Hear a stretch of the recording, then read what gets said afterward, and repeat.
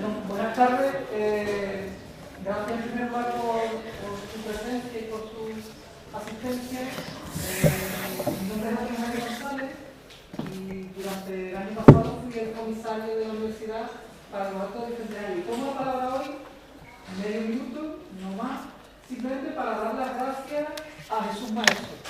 Jesús, con el bicentenario con la Universidad de Cádiz durante todo 2012 y esta parte de 2013, pues ha sido uno de nuestros pequeños pilares, pero pilares bien asentados.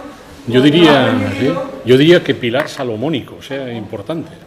Porque nos ha permitido tener un programa de acercamiento a la historia a través de la novela, Estoy inaudito, la verdad que y sobre todo, a través de su agenda de contacto, nos ha permitido tener, a lo mejor, puede haber interpretaciones y puede haber muchas quinielas, pero yo creo que hemos tenido una muestra de lo mejor que tiene la novela histórica española ahora mismo durante estas 6 o 7 presencias finales. Sí, va a estar la crema innata de la novela histórica, sí. Así que simplemente gracias a Jesús y ya les dejo con el profesor Jurado, con Pepe Jurado, que será la persona que entreviste a Jesús Maestro y que sepan que, bueno, que cerramos el ciclo de presencia de alternista, pero que la novela histórica seguirá estando en las presencias literarias de la Universidad. Gracias. Buenas tardes y muchas gracias por estar con nosotros aquí, con Jesús Maestro como protagonista y como cierre de las presencias que ha comentado Antonio Javier. Vamos a estructurar esta charla en 3 partes. Una primera en la que yo voy a presentar algunas de las claves literarias de las novelas de Jesús. Luego él tomará la palabra para contarnos un poco qué ha pretendido y qué ha conseguido con la novela que justifica su presencia aquí, la dedicada al 1812, en una tierra libre. Y finalmente, y lo más importante de todo, es que participemos haciéndole preguntas a Jesús, que estará encantado de contestarla o de dialogar con vosotros.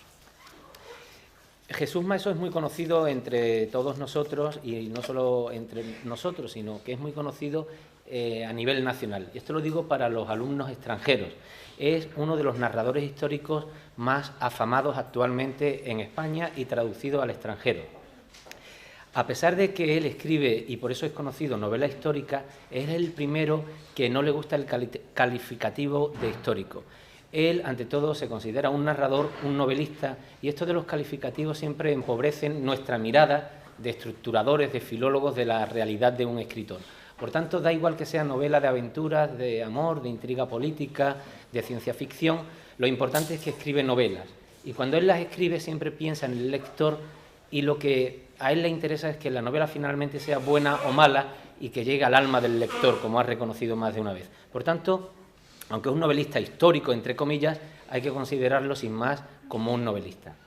Dicho esto, es evidente que él es reconocido sobre todo porque en todas sus novelas reescribe, reinventa el pasado. Así que deberíamos hacer algunas reflexiones sobre la condición histórica de sus novelas. Escribe también del pasado y documenta también sus novelas, que algunas de ellas están siendo objeto de lectura en Estados Unidos en asignaturas de historia de España.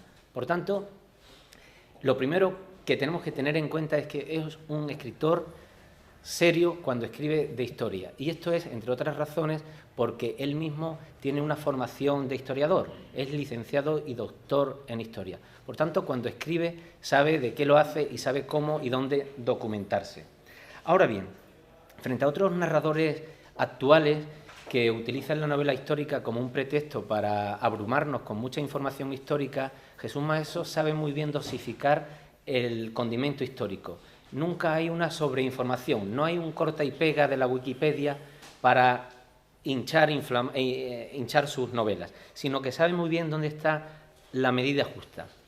Y también sabe muy bien que el rigor histórico no debe ser la primera condición de una novela. Antes que la documentación y el rigor histórico está la ficción. Por eso siempre en sus novelas subordina lo histórico a lo fictivo.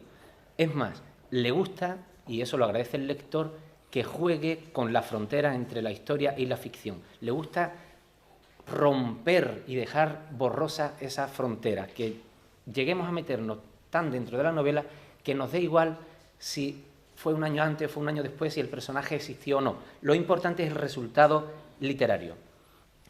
Esto no quita, como digo, para que sepas recrear, documentar, reproducir muy bien las épocas pasadas. Por otro lado, el conocimiento de la historia le permite tener un dominio de la historiografía y saber muy bien qué es lo que se nos ha contado de la historia y qué es lo que se debería de haber contado de otra forma. Digo esto porque Jesús también tiene un sentido muy crítico de la historia y eso se hace notar en sus novelas. No reconstruye por reconstruir, sino que lo que quiere es reinventar y recontar esa historia. Por ello también a Jesús Maeso no le interesa, en primer lugar, los grandes nombres de la historia.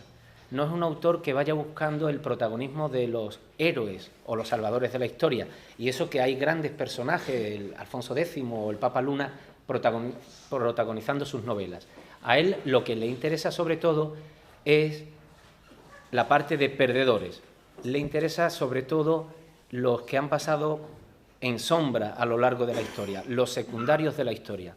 Ser secundario no significa ser poco heroico. Sus novelas están protagonizadas por personajes secundarios en la historia, con mayúsculas, pero que han tenido vidas también heroicas que han servido para que progresemos. Bien, eso en cuanto a las reflexiones sobre historia y literatura. ¿Por qué sus novelas tienen calidad literaria? ¿Por qué la crítica y los lectores los reconocen así? Fundamentalmente por una serie de razones o una serie de fundamentos. La primera razón ya la he comentado. La historia siempre es un elemento ayudante de la ficción. Él siempre somete todo lo histórico, todo el dato histórico a lo literario. Antes que nada, sus novelas son ficción y, por tanto, lo fundamental en ellas es el lenguaje literario, la transmisión de un mundo inventado, aunque se apoye en datos históricos. Además, cuando leemos sus novelas nos damos cuenta siempre de que estamos ante argumentos muy verosímiles. En esto es muy cervantino y aunque sean historias que no hemos conocido o periodos de la historia que desconozcamos, cuando leemos sus novelas nos resultan siempre muy creíbles. Entre otras razones porque los personajes que dibuja están muy bien perfilados. No son héroes, no son prototipos o estereotipos a la vieja usanza, sino que son perfiles complejos, gente dotada de una psicología peculiar con las que nos identificamos, ¿no? Además, son novelas en las que no solamente interesa reconstruir el episodio histórico de una forma arqueológica, sino que juega con otros palos de la literatura, con la aventura, con la intriga política, con la intriga o la aventura amorosa, con los espías, con las reflexiones, con cierto ensayismo en algunos pasajes. Sabe muy bien meter fragmentos líricos, sabe cuándo hay que poner un diálogo, siempre muy dosificado, sabe cuándo hay que describir, de forma que sus novelas son muy polifónicas, son muy plurales, ¿no? Y esto ayuda a que las novelas sean muy rítmicas, tengan un ritmo muy trepidante. Es como subirte a una montaña rusa, empiezas la novela y no puedes dejarla. Cada capítulo te lleva al siguiente, cada personaje te lleva al siguiente. Luego, Jesús también es un escritor muy disciplinado, que escribe casi a diario y que termina las novelas muy bien. Es decir, que no solamente hace argumentos, como he dicho antes, muy atractivos y creíbles, personajes muy bien construidos, sino que la novela, la arquitectura de la novela también está muy pensada y desde el principio al fin vemos una estructura muy sólida y muy coherente. Aparecen personajes que desaparecen y a los 10 capítulos reaparecen y tiene un sentido. Se enuncia un tema y tú crees que ha muerto en una vía que no tiene fin y reaparece 10 capítulos después. Sabe atar muy bien los cabos en la estructura de la novela. Y sobre todas esas cosas, yo creo que lo más importante en sus estructuras es que cada capítulo es un pequeño lingote de oro. No hay capítulos que sobren, sino que cada capítulo está tomado como una novela en sí, como una pequeña novelita, como un cuento. Comienza y termina con un sentido esférico y cerrado. Cada capítulo es una pieza de ese gran puzzle, pero no es prescindible, no rellena por rellenar. En fin, y por terminar esta presentación, Cuando uno lee a Jesús Maeso se da cuenta de que cuando él escribe, no escribe para su vanagloria, no escribe para sentirse bien, que eso es muy legítimo, ¿no? Un escritor escribe para sentirse bien con lo que ha escrito, sino que siempre escribe pensando en el lector. Y eso se aprecia en que sus novelas, en primer lugar, buscan la diversión, el entretenimiento, hay que pasárselo bien leyendo. En segundo lugar, busca la ampliación del conocimiento del lector, transmite un mundo y un modo de aprender ese mundo, una cosmovisión. Y finalmente son novelas donde hay aventuras, pasiones, muertes, es decir, emociones. Y eso es lo tercero que consigue en el lector, emocionarlo. Por tanto, todas sus novelas, en Una tierra libre también, son novelas que sirven para entretenernos, para aumentar nuestro conocimiento del mundo y para emocionarnos. Y sobre todo, lo que le interesa a Jesús Maeso es ir al pasado para que ese pasado pueda explicar algo de nuestras vidas en el presente. Es decir, hay un salto a lo que fuimos para entender lo que somos. El lector va a asistir aquí a personajes de principios del siglo XIX, pero hay unos temas trascendentales, como puede ser el de la libertad, o el de la lealtad, o el de la fidelidad, que podemos trasladarlo a nuestro presente. Así que además nos sirve como guía de conducta en este principio del siglo XXI. Y en fin, puedo decir otras cosas, Jesús, pero como tú eres el protagonista, es preferible que tú continúes. Como decía Antonio Javier, te agradecemos lo que has hecho a lo largo de todo el año 12añista y te agradecemos que hoy estés aquí con nosotros un día después del 23 de abril, ¿no? Del Día del Libro. Muy Gracias. amable, muy amable. Muy amable.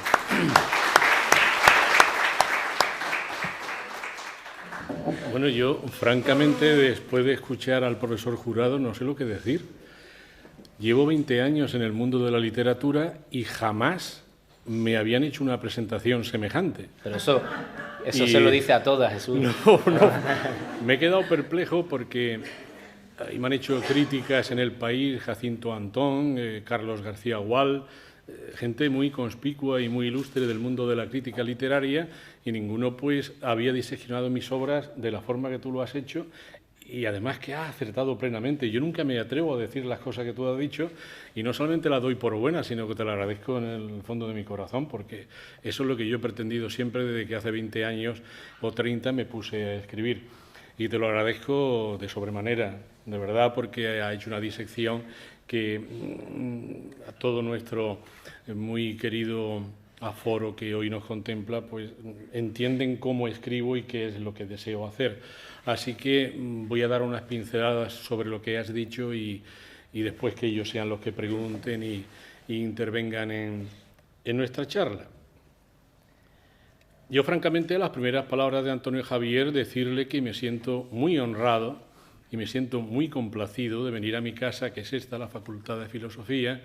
Yo estudié en la antigua casa al lado de Barcárcel y me siento muy honrado por las personas que están aquí hoy, alumnos de Erasmus y alumnos nacionales de la facultad, algún que otro catedrático y profesor, como mi amigo Manolo Bustos o Virtudes Atero, que le agradezco inmensamente su presencia, y de una colega de pluma, que es la escritora, la muy buena escritora Almudena de Arteaga, que no a mucho la presentamos también en las presencias 12añistas y que se acerca mucho a la forma mía de escribir por cuanto se siente más escritora que historiadora.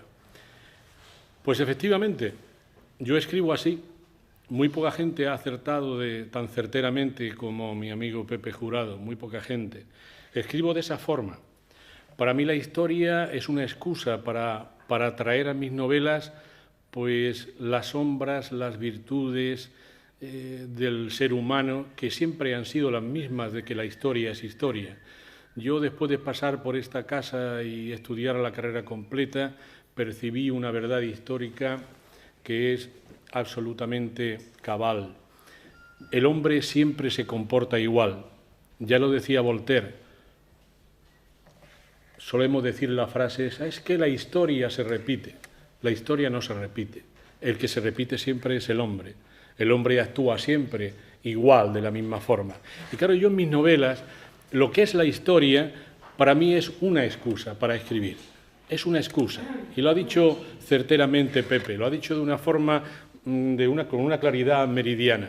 Para mí, la historia es un escenario donde yo pongo mis personajes.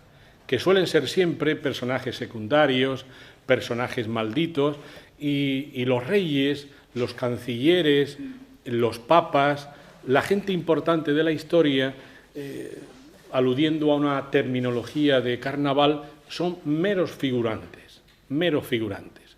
Precisamente el personaje más importante o lo más importante de esta novela sobre las Cortes de Cádiz, pues un marino liberal de aquella época, una bailaora de la calle de los Flamencos, hoy Argantonio, muy cerca de Columela, y es que la escribí hace ya 4 o 5 años, apenas si me acuerdo, y gente muy normal de la calle. Bueno, también Tellez, que era un músico que tocaba con su vihuela por todas las esquinas de Cádiz.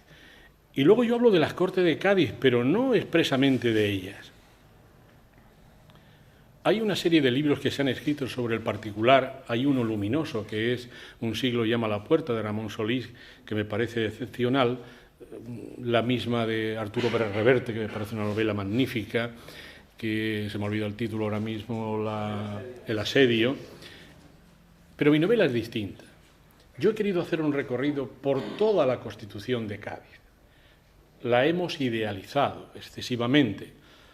Yo estoy con el profesor Bustos que lo verdaderamente importante de Cádiz no son las Cortes de Cádiz, la Constitución, es cuando Cádiz se convierte en la ciudad donde estaba ubicada la Casa de Contratación. Ese es el hecho fundamental. Y la Constitución de Cádiz es una constitución liberal, pero no democrática, porque no podían votar a las mujeres, además no es laica, es confesional, y no siempre fue idealizada y fue una cosa maravillosa, como un lingote de oro que ululaba por el aire de Cádiz, porque aquí en Cádiz nace y aquí en Cádiz se la asesina y muere la Constitución de Cádiz. Aquí también. Hay un episodio cuando vuelve Fernando VII como rey absoluto, que en el balcón de San Juan de Dios del Ayuntamiento se coge la medalla conmemorativa de las Cortes, se parte en cinco trozos y se vende a los joyeros de Cádiz, y la Constitución de Cádiz se quema y las pavesas empiezan a arder y a volar por el cielo gaditano. Y empieza la caza de brujas de los liberales gaditanos, que lo meten en la cárcel, y en fin, una serie de episodios truculentos que vienen en esta novela. Pero para mí eso no es lo importante.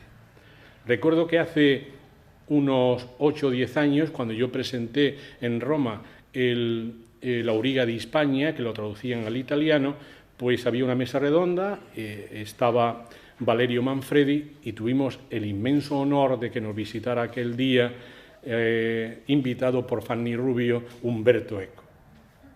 Y Umberto Eco nos dijo a todos, en su medio español, medio italiano, que lo más importante de una novela histórica, y él se había acercado a la Auriga di Spagna, era reflejar certeramente el pensamiento de la época. Esa era la clave, que es lo que él hizo En el nombre de la rosa. Aquel mismo día nos hizo una serie de confidencias que yo ignoraba, porque para mí, y seguro que para Almudena, el pistoletazo de salida de la novela histórica europea es El nombre de la rosa y Las memorias de Adriano.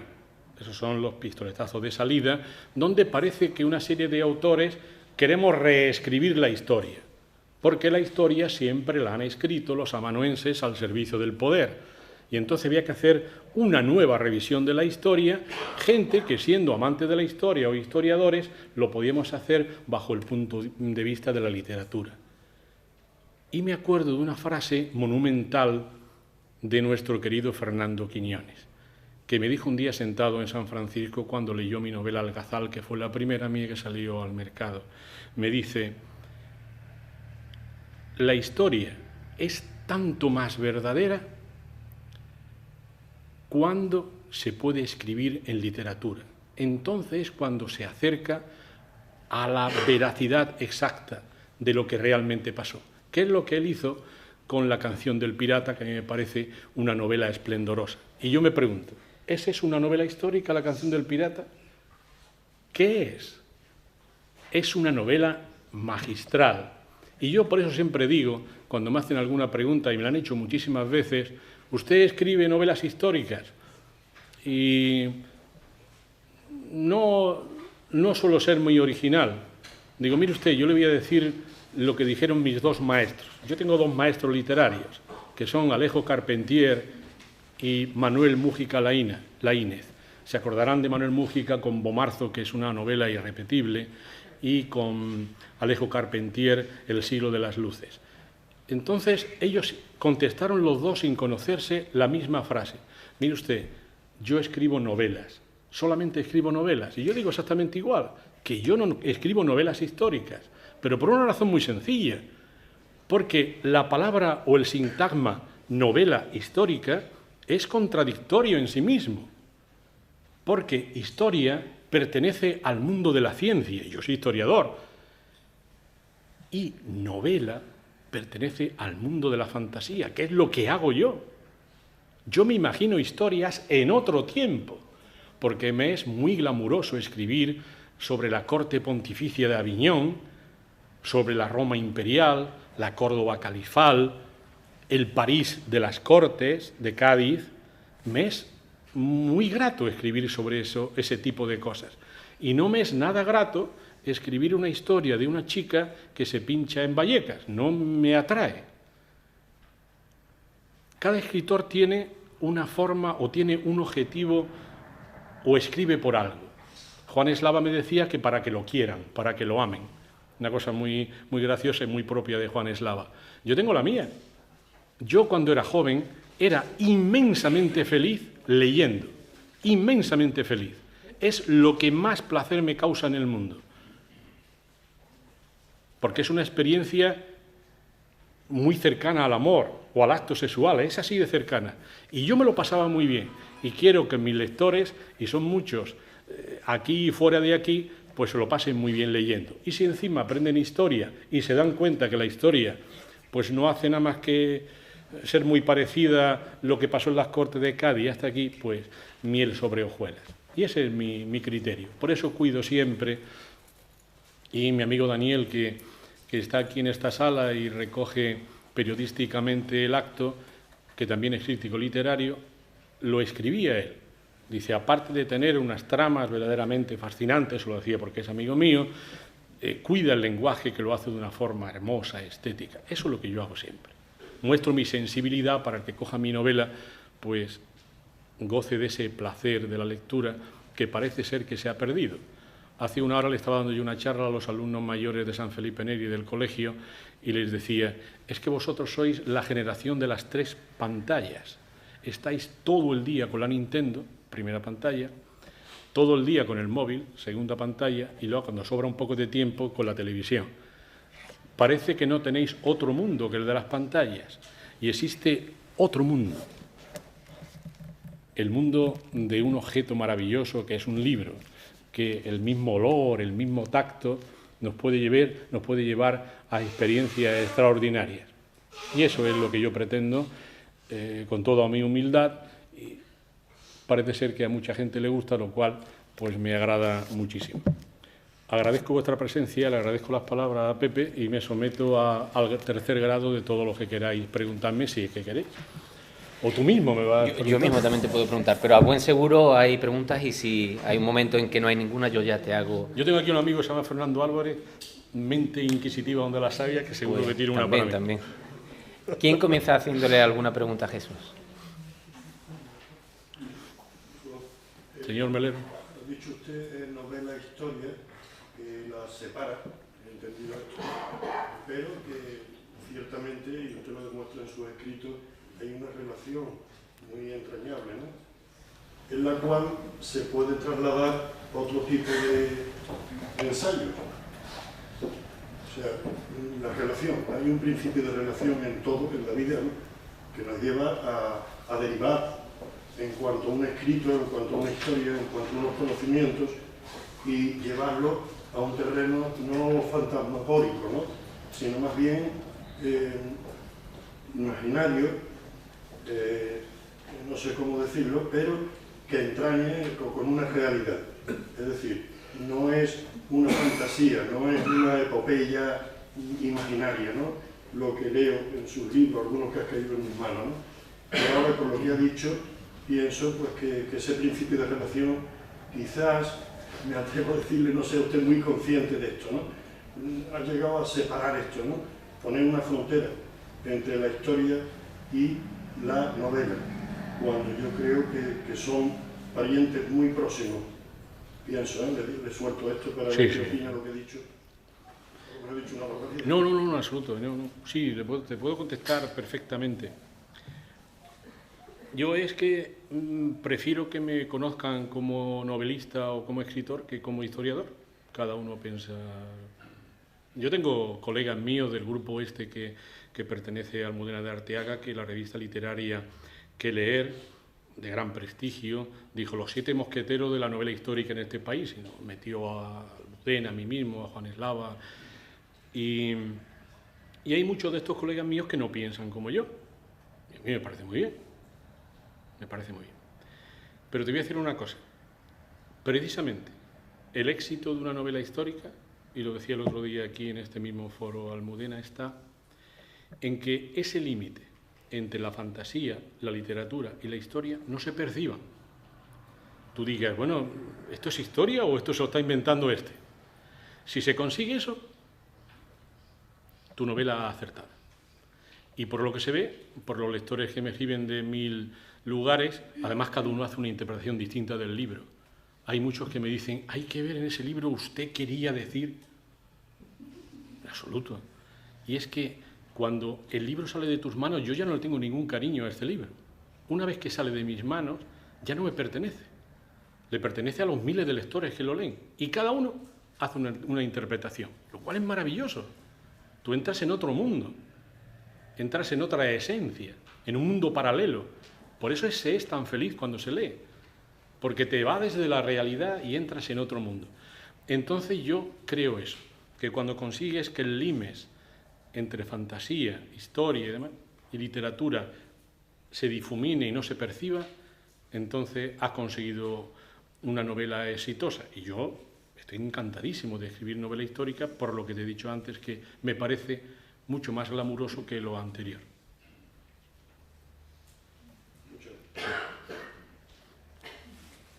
Gilda. Para seguir con el tema de literatura histórica, me preguntaba si crees que la novela, o sea, todo lo que tiene de ficción la novela, puede aportarle algo a la historia que conocemos de los libros de historia, aunque esa sea una ciencia. Claro, claro que sí. Aquí hay un catedrático que lo conocéis todos y es muy amigo mío, entrañable, y me dice un día, es que no puedo verte, vendes un montón de libros y yo del mío no vendió ni 20. Y le dije, si es que ahí está la clave, si tú y yo amamos inmensamente la historia, pero es que hacéis unos libros tan ásperos, tan áridos, que no llegan al gran público. Y la única forma de que lleguen es que un historiador, para no meter la pata, ni anacronismos, ni barbaridades, pues osemos escribir la historia, reescribirla como un observador sagaz y omnisciente que estás detrás, la reescribas mediante una novela, siendo inmensamente respetuoso con la historia. Y Pepe lo ha dicho al principio, tengo la inmensa suerte, eso es una cosa afortunada, yo no he hecho nada para merecerlo, pero en la Universidad de Los Ángeles, Al-Ghazal está considerado como un libro de lectura obligatoria para comprender el Islam. Y la profesora que lo ha leído le pareció que era la mejor forma para que sus alumnos americanos nos comprendan, que no nos comprenden nada, cuando no saben nada de la historia de España, no saben ni dónde estamos. Y Tartesos, pues está en la Universidad de Toronto. Me han invitado los dos a ir, pero como tengo una carencia mortal y es que no sé nada de inglés, somos de la generación que aprendíamos nada más que francés, por aquello de que Franco pensaba que Inglaterra era la pérfida Albion y teníamos olvidada a Inglaterra, pues no sabemos nada de inglés y no voy por eso, porque no sé cómo dirigirme a alumnos en inglés. De modo que, como no sé lo que me has preguntado ya... Sí, la ficción, las novelas pueden aportar algo a lo que conocemos de la historia por la historiografía. Pueden aportar. Yo estoy haciendo un repaso a todos mis libros y eso sí aportan. Porque si lees Al-Ghazal, pues ves una descripción completísima, sensual, colorista, ardorosa de la Córdoba del año 900 y eso, me recreo en ella. El Palacio de los Emperadores de Bizancio, lo conoces, sabes cómo funcionaba. El asalto de los vikingos a Sevilla, que son colgados en las palmeras que vemos todos los días cuando vamos a Sevilla, el Papaluna a Aviñón, y la gente le encanta por eso. Y luego Tartesos, una época que son nuestros orígenes. Nosotros fundamentalmente somos tartésicos y romanos, fundamentalmente. Por eso cuando vamos a Roma nos sentimos tan bien. Dice, oye, son como nosotros, ruidosos, escandalosos, es que somos fundamentalmente así. Entonces, claro, la gente lo lee y dice, oye, pero si es que yo tengo un origen. Y esas cosas son muy agradables y para mí, que sí tiene una relación muy importante. ¿Qué es más difícil, Jesús? Voy a temblar. Lo que se deja en el tintero, que es lo que difiere la novela del ensayo, Claro. para mí, o lo que se crea a partir de los datos cotidianos que se han concebido. Claro, yo soy como tú de los datos cotidianos. Yo cuando uno de mis personajes llega a Aviñón y digo que va a una taberna de tal y bebe cual, la taberna que digo existió en el siglo XIV, el vino que se tomaba era tal, el cardenal que iba arriba, que se veía con una ramera, era tal cardenal, y me interesan mucho esos detalles cotidianos que yo les llamo las perlas históricas que va esparciendo. En cambio hay que prescindir de vez en Hay que cuando. prescindir. Hay que prescindir de mucho dato histórico. ¿Por qué? Porque entonces una novela se convierte en un campo minado. Es un campo minado que no te deja avanzar. ¿Y tú qué te voy a decir de ti? O sea, que tú lo haces exactamente igual que yo. Y efectivamente hay que prescindir de muchos detalles. Yo podía poner puesto aquí millares de cosas. Y me decía uno, es que Ramón Solís ponía eso y usted no lo ha puesto. Bueno, he puesto otras cosas. Digo, pero es un campo minado si yo a usted le pongo 100.000 detalles históricos y entonces ya deja de ser una novela. Así que prefiero el elemento cotidiano al elemento oficial. Perfectamente. Pues eso. Cualquiera de los, es que detrás de Abraham hay un señor que también ha... No importa, yo pregunto de ti. Ah, pues usted. No te preocupes, Jesús, que no quiero hacer ninguna pregunta. Simplemente quiero hacer una pequeña reflexión con lo que has expuesto. Y yo te definiría como uno de los mejores noveladores de la historia. Para mí eres un novelador de la historia, pero además lo haces tan bien, a mi modesto entender, que no se nota la delgada línea roja que separa la realidad de la historia. Nada más que eso, me siento realmente gustoso de estar aquí escuchando. Sí, yo me siento muy honrado de conocer a Fernando, que ha trabajado conmigo muchos años, también docente, y actualmente estudiante de la Universidad de Mayores, lo cual tiene mucho más mérito.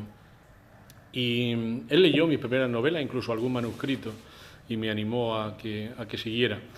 Y efectivamente yo es que siempre he tenido mucha imaginación, porque pertenezco a la generación de los años 50, aquí algunos estáis de esa generación, y en aquellos años grises, de la España gris, todo era gris, como el gris desnudo, pues no teníamos nada. Los niños de aquella época teníamos nada más que imaginación. Y yo la desarrollé de forma enfermiza y aún me sigue. En aquella época tengo un hecho deslumbrante que no lo olvidaré jamás. Mi padre era lector de préstamo, quien compraba libros en aquella época de los años 50, y me llevó un día, me dijo, Jesús, ven conmigo que te voy a llevar a la biblioteca del pueblo. Yo no sabía lo que era una biblioteca, no tenía ni idea. Tenía 7 u 8 años. Recordarán los viejos del lugar que en las casas nuestras había unas bombillas que eran amarillas, porque claro, la luz eléctrica no funcionaba muy bien. Me coge de la mano y me lleva, yo soy de Úbeda, ciudad patrimonio de la humanidad, y me lleva a una biblioteca que estaba en el Palacio de las Cadenas, un palacio renacentista verdaderamente fascinador. Y entro en aquella sala y había una luz que yo en mi vida la había visto, una luz celestial para mí, que eran tubos fluorescentes. ¿Quién tenía tubos fluorescentes en los años 50 en sus casas? Nadie, ni siquiera en las escuelas. Y claro, a mí me pareció que era un lugar brillante y estaba lleno de libros. Y yo vi muchos niños que cogían libros. Yo cogí uno que no se me olvidará en la vida y quizá eso ya pues, fue el que me dirigió el camino de escritor y de historiador. Era La Ilíada y la Odisea para niños. Tenía unas láminas esplendorosas y una literatura muy pequeña que yo leí aquel día. Y puedo aseguraros que desde aquel día casi no dejé un solo día, porque yo era un niño como todos y jugaba como todos, de visitar la biblioteca. Y yo salí firmemente persuadido, cuando era un poco mayor, que yo quería ser escritor. Y fue porque yo podía ir de pasajero en la Hispaniola, yo podía ir en la selva de Sandokan, si con mi imaginación yo lo conseguía, y fui un niño inmensamente feliz con los libros, y por eso quise hacer feliz a mis congéneres escribiendo precisamente historias parecidas. Así que, Fernando, me alegra tu pregunta y te la agradezco. Y profesor Bustos, pero primero Abraham había levantado la mano antes. Abraham. Sí. Siendo escritor de artículos, novelas, ensayos, ¿con qué género se siente más cómodo y más realista? Pues mira, yo me siento bien en cualquier género literario. Yo siempre he dicho que el principio de toda la literatura es la poesía. Yo tengo escritos 2 libros de poemas, uno publicado, otro no publicado. También he recreado el cuento, el relato corto, la novela contemporánea, tengo una que la estoy terminando, una obra de teatro que voy a empezar ahora, y hace 2 días he escrito un cuento para niños que me lo ha pedido una editorial. O sea, que el que le gusta escribir, y en mí es una especie de obsesión, pero yo vivo como todo el mundo, ¿eh? Yo voy a cenar con mis amigos, voy a hacer deporte, yo salgo, pero los ratos libres o que no tengo nada que hacer me pongo delante de un papel, ahora delante de un ordenador. Pero me siento muy cómodo en lo que es la novela, muy cómodo. No es fácil escribir una novela de ese tamaño, no es fácil, pero es más fácil que publicar. Publicar en este país es una ruina. Yo he tenido la enorme fortuna de que editoriales de primera línea como Edasa o Random House Mondadori pues me pidan mis novelas y yo digo, ¿y por qué a mí y no a otro? Eso es que la vida te ofrece esa oportunidad y yo lo estoy inmensamente agradecido porque seguro que hay algunos que escriben mejor que yo y sin embargo no pueden publicar. Es el gran problema de este país, publicar. Profesor Bustos, ¿quería decir algo? Sí, Jesús, voy a plantear una cuestión que se nos plantea a los profesionales de la historia con mucha frecuencia. Porque tú has intentado separar un poco lo histórico y lo novelístico, de hecho te consideras más novelista que historiador, pero claro, eso para el lector cotidiano, es decir, los jóvenes que se acercan a tus obras o a otras obras de contenido histórico, pues a veces les es difícil diferenciar lo que es ficción y lo que es historia. Es más, seguramente asocien una cosa con la otra y piensen que salvo algunos personajes, ciertamente pues el resto es histórico, que te has informado bien y que por consiguiente lo que ahí dice es la misa. Claro, eso a nosotros nos crea un problema muy gordo, porque es que luego tenemos que de alguna forma quitar todo ese presentismo que indudablemente hay en las obras, en la literatura histórica, hay presentismo porque hay que no pertenecen por tanto a la época y que sin embargo el lector lo asocia con la época. Y tenemos que hacer una labor de discernimiento a veces delante del alumno para decir, bueno, eso sí, pero esto no. Yo, de hecho, en una ocasión, quiero recordar un año en que les mandé a los alumnos que cogieran y que una novela histórica, la que de su preferencia, y que basándose, o sea, fundamentándose en la historia, porque sabíamos de historieros sobre esa época, que tratasen de ver qué había de ficción y qué había de historia. Precisamente por eso, pues el problema que te estoy diciendo. ¿Cómo ves esta cuestión? Pues mira, no, te voy a contestar haciendo alusión a lo que antes he mencionado de la revista Que Leer. La revista Que Leer, hace unos 10 años o algo así, ¿no? Almudena y yo teníamos 3 novelas o 4 en el mercado. Tuvo a bien de decir que los 7 mejores novelistas históricos de este país pues eran este y el otro. Y no sé si tú recordarás, pero yo recuerdo el texto, no sé si era Carlos García Gual, el que era el que lo hacía, un renombradísimo crítico literario, decía, y pongo a estos 7 autores aquí porque son fielísimos a la historia. Porque la gente sabe que son historiadores, lo sabe, y sabe el lector que no los va a engañar en la historia. Tal vez esa puede ser la clave. Yo siempre he tenido un cuidado enorme en nunca meter un pifiazo grande en la historia, poner el pensamiento de la época, cómo eran, a mi modo de ver como historiador, aquellos gobernantes. Y lo hago siempre no bajo la mirada del profesor, sino bajo la mirada del personaje. Por eso yo pongo en mis novelas, y lo ha dicho antes Pepe, a un marino, a una fulana, no lo recuerdo muy bien, a un capitán de corps, a uno que estaba en el Café Apolo, que era el camarero, y cada uno va dando la visión que ellos ven de la historia.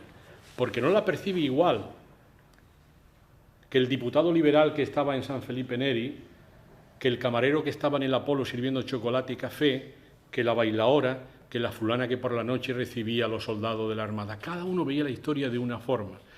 Y claro, eso requiere un gran conocimiento de la historia, y yo me fijo mucho en las personas y me doy cuenta cómo funciona una persona del pueblo llano, cómo funciona un clérigo, cómo funciona un noble, y claro, modestamente pues intento que cada uno dé la visión de la historia. Y luego está el juez inapelable, que es el lector.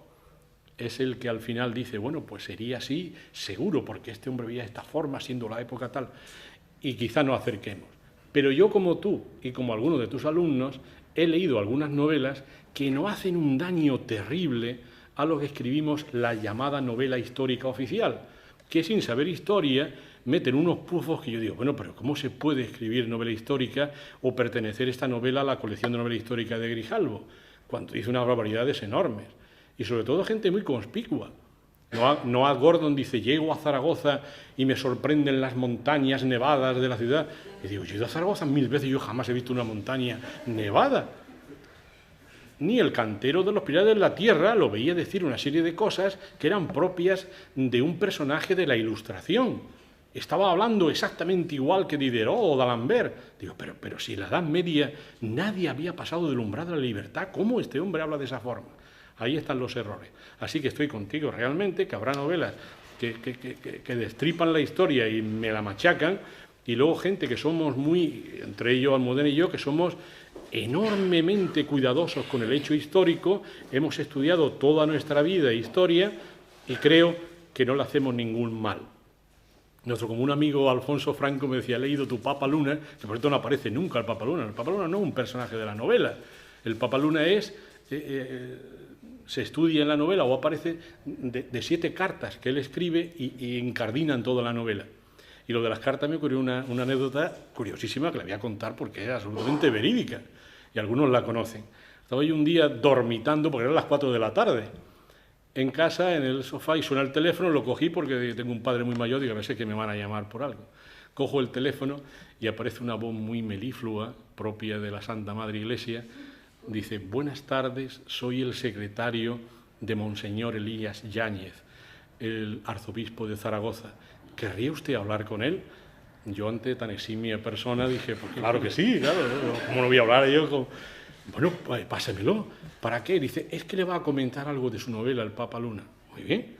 Yo me puse un poquito inquieto porque, claro, semejante autoridad, y con el Papa Luna podía haber metido una pifia de las que tú dices que suele haber en la novela histórica, y las hay. Coge el teléfono, Monseñor Elías Yáñez, del cual me hice amigo luego, porque estuve en Zaragoza y fui a visitarlo. Dice, por favor, he citado en uno de mis sermones una de las cartas del Papa Luna. Dice, evidentemente esas cartas usted las habrá buscado en algún archivo aquí en Zaragoza, o de la Corona de Aragón, el Palacio de la Jafería. Digo, no, me las he inventado. Bueno, hubo 20 segundos de eso de silencio absoluto y total. Digo, arre, mi madre, ya me la ha cargado. Este me va a decirme cualquier burrada, usted es un hereje, usted es un blasfemo. Y dice, eso no es posible. Ese vocabulario y esa forma de pensar de la Iglesia, esa es propia de un clérigo del momento. Digo, ahí está la clave, monseñor, ahí está la clave, del momento. Yo soy historiador y he estudiado el momento. He leído mucho sobre Benedicto XIII y me pareció un personaje excepcional. Me metí en su alma y al meterme en su alma he podido hablar por su boca. Bueno, pues eso es inconcebible. Bueno, ya el hombre estuvo hablando y cuando fui a Zaragoza estuve viéndolo.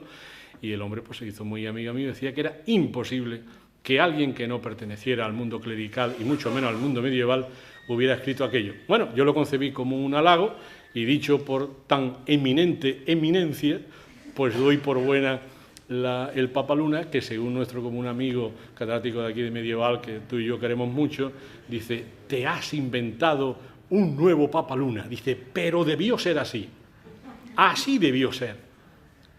Un personaje muy denostado de la historia, que yo lo dulcifiqué y lo presenté en mi novela como un personaje excepcional que no tuvo la suerte del momento, porque entonces la política de Roma se hacía por la política de los reyes y decían un papa aragonés, siendo Aragón la gran potencia del Mediterráneo, es mucho. Así que le hicieron todo lo posible para que dejara la tiara de San Pedro y yo no me alegro en absoluto. Hice una novela que él decía que me había inventado uno nuevo. Bueno.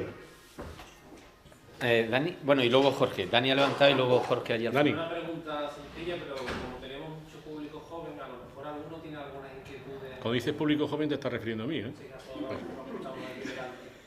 ¿Algún consejo para escribir, que no publicar? ¿Algún consejo que le daría a alguien que pretenda escribir? Como lo he dado ya muchas veces, no me cuesta ningún trabajo. A mí me paran mucho, me imagino que a Almudena también, y a mí Manolo Gusto también lo pararán. A mí me paran muchos jóvenes por cualquier calle de Cádiz y todos me dicen la frase que a mí me hace mucha gracia y me parece maravillosa. Yo desde entonces ya le tengo un respeto enorme. Me para mucha gente joven y me dice siempre la misma frase. ¿Es usted Jesús Maestro, verdad? Sí. Yo también escribo. Y, no, yo lo miro con un respeto enorme, de verdad, porque digo, joder, es que escribir tiene la cosa guasa. Digo, pues muy bien, encantado, no sé qué. ¿Qué consejo me da usted para escribir? Y siempre le digo lo mismo. Lea mucho. Lea mucho. Es la única forma de aprender a escribir. Digo, sobre todo los clásicos. Digo, yo he aprendido a escribir con los clásicos. Me lo sé de memoria. Para mí el libro más maravilloso que hay en el mundo de la literatura española no es allá El Quijote, que lo he leído como todo el mundo, a trompicones, El Lazarillo de Tormes. Y a mí me enseñó a escribir ese libro. Digo, lea mucho y verá cómo le da las pautas para escribir. Así que me aconsejo que todo aquel que quiera escribir, y seguro que aquí hay muchos que lo hacen, pues que lean mucho y es la puerta que te adentra en el fabuloso mundo de las literaturas. Y Jorge, tú quieres también preguntar. Bueno, yo iba a hacer una pregunta, pero ahora que acabas de responder voy a hacer Otra. al hilo de lo que has dicho de la lectura. Como escritor, ¿cuál es su procedimiento a la hora de trabajar? Es decir, la documentación, la lectura, la reflexión, un esquema previo, una arquitectura de la novela. Sí. ¿Cuál es el procedimiento que se usa para...? Pues te lo voy a decir. Como es novela histórica, entre comillas, primero hago una profunda, diría yo, que información de arquitectura histórica. Y me suelo ir a los sitios, no a todos. Yo, por ejemplo, en la segunda novela de La piedra del destino, pues a Escocia fui después y no antes. Dentro de unos meses sale La caja china, que es sobre la China y no he ido, pero voy a ir con mi editorial después. Y así mucho y no voy. Pero claro, hay una información maravillosa en los libros. Yo he viajado a través de los libros toda mi vida. En la época mía de estudiante no teníamos un duro, ahora tampoco tenéis, pero tenéis más facilidades. No podíamos ir a ninguna parte, yo no fui a ningún sitio, pero viajé en todos los libros que antes os he dicho. Entonces primero hago una profundísima información y suelo rellenar 4 o 5 cartapacios de folio, de dibujos.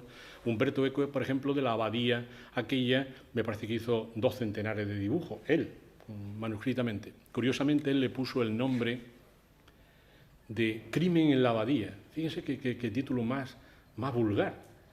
Y fue precisamente la editora de Random House Mondadori, de mi editorial, quien le dijo, no, vamos a cambiarle el título, vamos a poner En nombre de la rosa, porque al final Atso de Mel le dice a Guillermo de Baskerville, no sé, y su nombre era La rosa, y por ahí lo sacan, que es un poema de Gertrude Stein, que luego lo canta Mecano en una canción, Una rosa es una rosa, pues de ahí viene eso.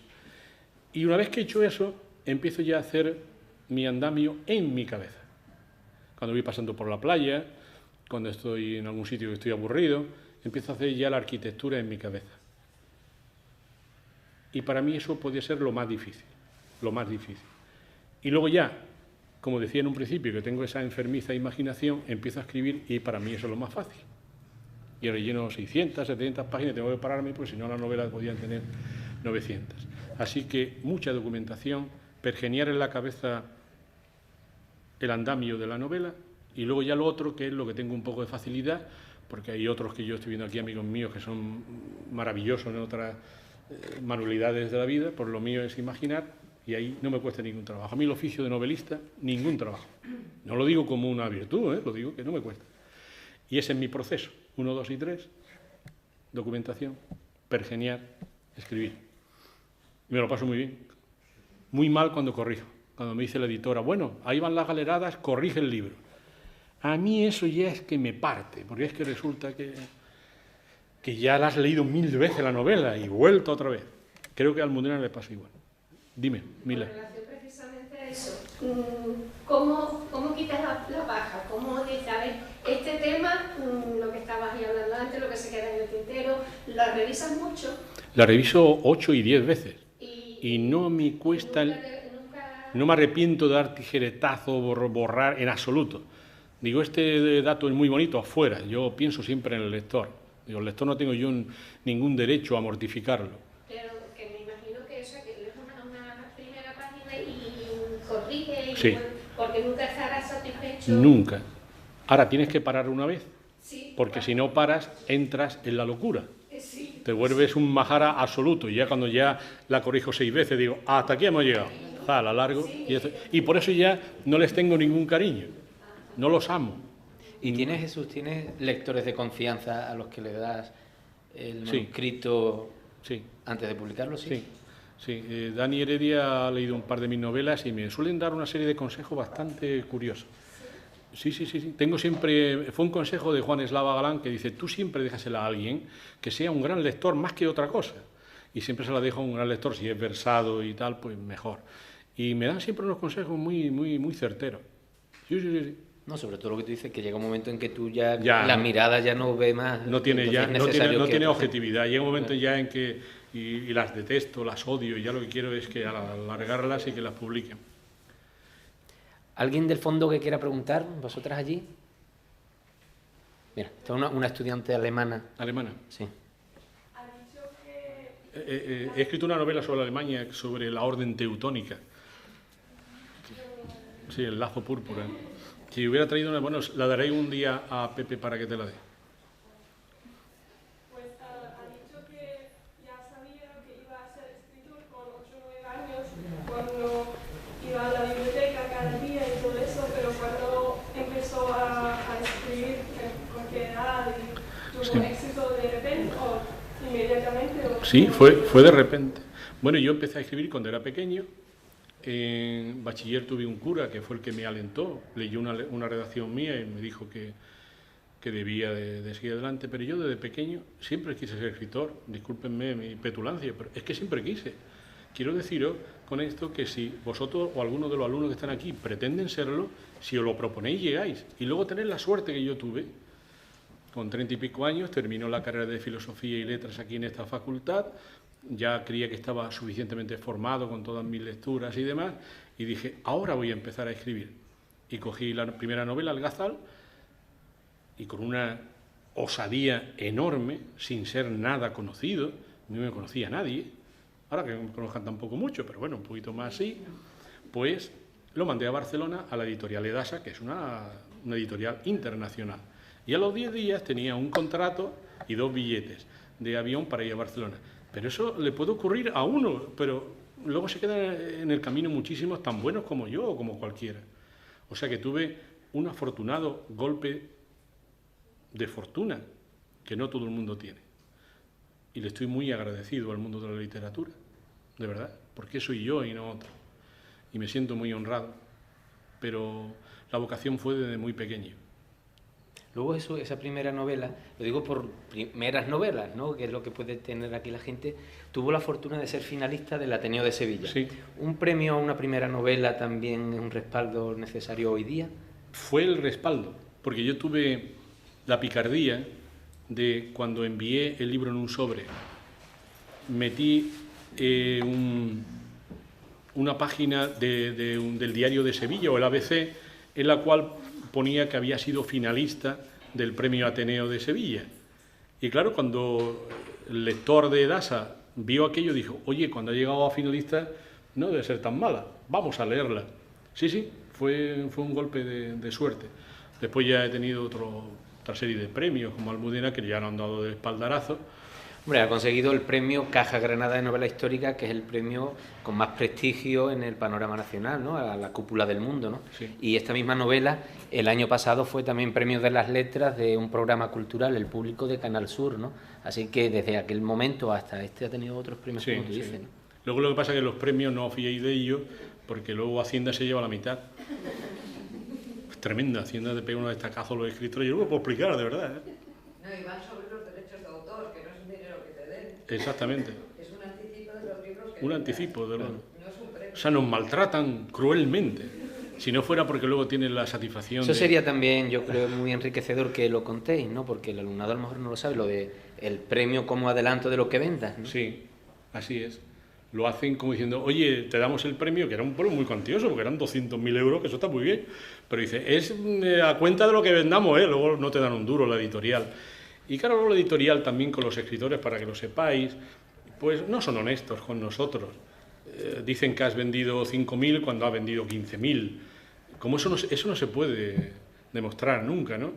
Y te dan la parte del loro, te dan muy poco. En este país escribir es llorar y nadie vive de la literatura. Todos tenemos otra profesión. Yo era profesor y de eso he vivido toda mi... Esto es un complemento importante. En literatura viven dos. Arturo Pérez Reverte y otro par de ellos, lo demás nadie. Lo demás nadie. Pero da las satisfacciones de conocer a gente muy curiosa del mundo de la literatura. Yo conozco a todos los escritores, los grandes escritores de este país, que me los encuentro en la Feria del Libro, a personas como Almudena, eso que es gratísimo conocerlos, son personas muy humildes todos. Precisamente él escribe libros de muy casa e importancia, que su influencia no pasa de las puertas de tierra, son los que más pavonean sobre que soy escritor y tal, y luego los que escriben grandes obras, que las traducen y eso, pues son gente muy humilde, yo los conozco a todos. Y da la satisfacción de verte en un escaparate. Yo, como me gustaban tanto los libros, ahora veo un escaparate, un libro mío, y me da pudor, me da vergüenza. Digo, un libro mío aquí con lo que yo... O que te escriba un mexicano como a mí anoche diciéndome unas cosas maravillosas, o un chico de la India como el otro día. A mí eso me sublima. O un búlgaro que me pregunta por la historia de España cuando está leyendo ahora la profecía del Corán, si era verdad que había un Corán herético. Le tengo que decir que es una invención mía de mi fraudulenta imaginación. Eso es una alegría inmensa. Y el encontrarme aquí hoy, para mí es un placer. Cuando yo estuve aquí de alumno, venir un día aquí, ponerme en el estrado del profesorado, de escritor, y eso para mí es un honor. Y eso son las complacencias que da la literatura, y que a lo mejor cuando te mueras, alguna obrilla de estas te puede suceder en el tiempo. Puede. Cervantes le ocurrió. Cervantes no era famoso en su época. No lo fue. Cervantes no era una persona muy conocida en su época. El realmente conocido era Lope de Vega. Él no. Y se llevaba muy mal con la gente, tenía un carácter muy agrio. Estuvo en la cárcel porque también metía mucho la mano en la olla. Y luego, sin embargo, ha sido para mí la novela que da paso a la novela moderna. Y acaba con todo lo absolutismo y nos enseña el camino de la libertad. Eso es lo que yo vi cuando leí El Quijote, ¿no? Así que esa es la habilidad de la literatura, que es una experiencia hermosísima, y que si alguien de los aquí presentes tiene intenciones de escribir, que lo haga. Que coja un papel, el ordenador, y que se ponga a escribir. Hoy es muy fácil, hoy está Amazon y demás, que puede dar pie a que escribamos. Creo que no debemos ya prolongar más esto, ¿no? No, yo creo que llevamos una hora exacta, y si alguien quiere preguntarle algo... Pues ahora, que me pregunte ahí fuera. En el pasillo lo hacemos. Le agradecemos a Jesús que haya puesto fin a este ciclo del Vicerrectorado de la Universidad de Cádiz, dedicado a las presencias literarias y concretamente a las presencias 12añistas en conmemoración de 1812-2012. Muchas gracias, Jesús. Un placer.